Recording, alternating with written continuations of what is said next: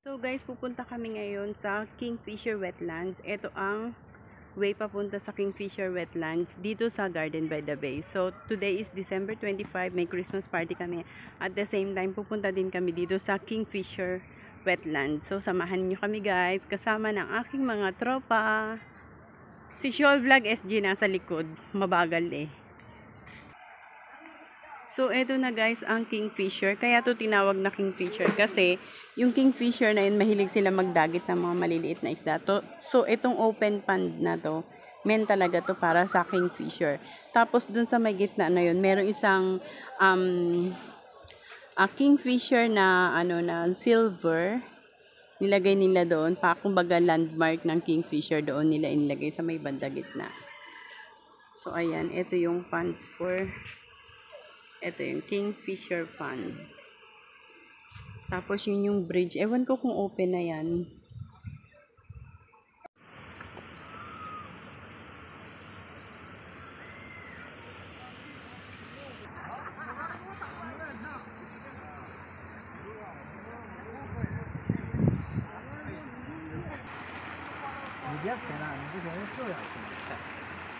Ayan pala yung Kingfisher na pag nakita mo sa TikTok, mga lumalakad sila dyan sa bato, ito na pala yun.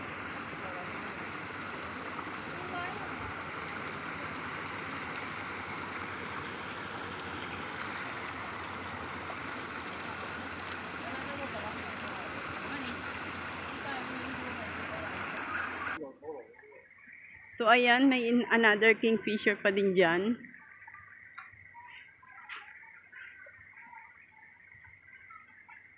Yan. Ang galing ng pagkakagawa nila nito, no? Ang galing, oh. Kings of the Lake. Ito pala ang tawag sa kanila. Marami palang klase ang kingfisher.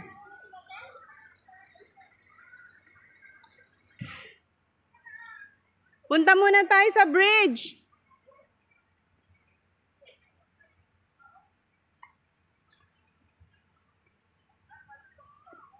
So, ito yung bridge. Bridge dito sa Kingfisher Wetlands.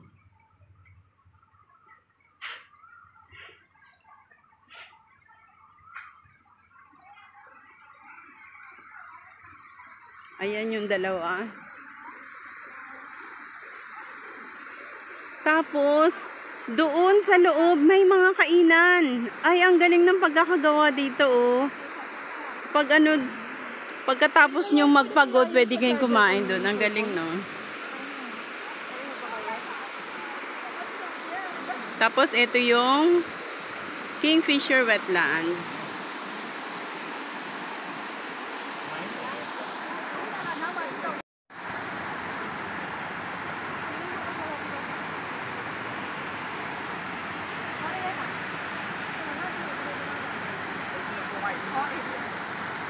Tapos dun sa gabi na yun ang mga restaurant.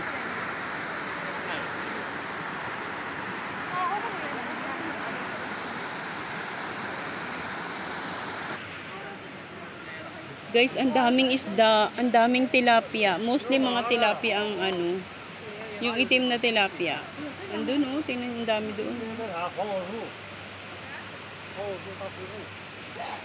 Ayun, ang dami, oh. Water lily. Nilagay talaga nila yung mga water lily na yan. Tapos mga mangrove.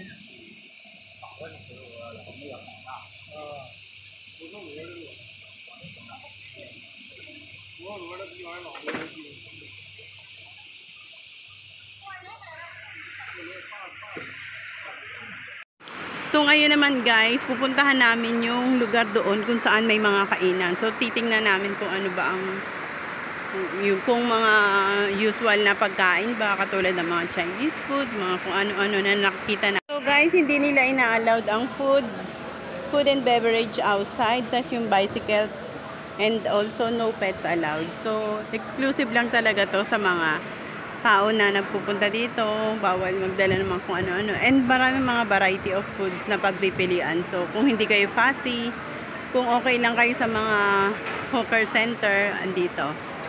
Yung mga sikat na pagkain sa Gilang Lorong, nandito. Yan. Sarap mag-unwind dito, guys. Ma-feel at home.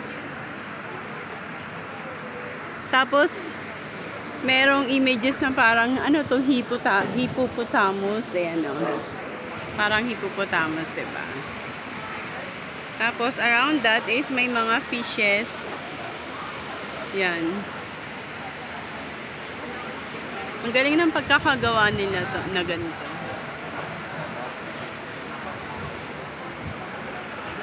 Ang galing ng pag-create nila nito, no? Ang taba ng utak ng gumawa dito. Para kasi yung lamig ng panahon, 'di ba? Nakaka-relax. Tapos napapaligiran pa ng mga green. Oo. Mailog pa. Mailog pa.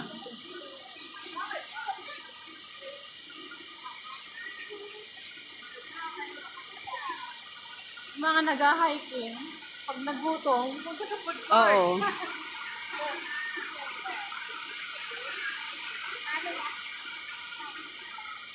So, ayun, si Bunso nag-aantay sa amin.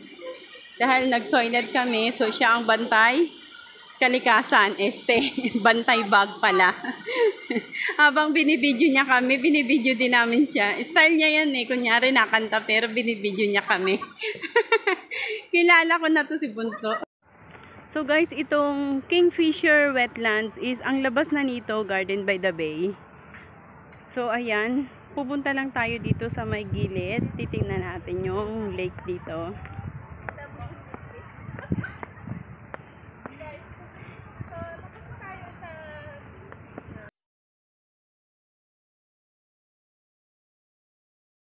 Sa aking mga susunod na videos.